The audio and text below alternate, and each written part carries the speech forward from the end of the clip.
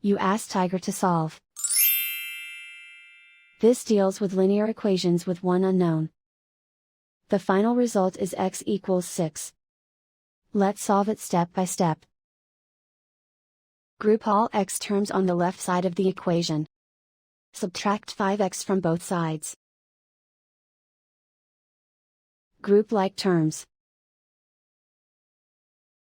Simplify the arithmetic. Group like terms. Simplify the arithmetic. Group all constants on the right side of the equation. Add 12 to both sides. Simplify the arithmetic.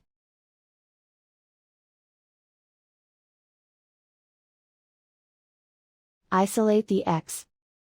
Divide both sides by -2. Cancel out the negatives. Simplify the fraction. Cancel out the negatives. Find the greatest common factor of the numerator and denominator.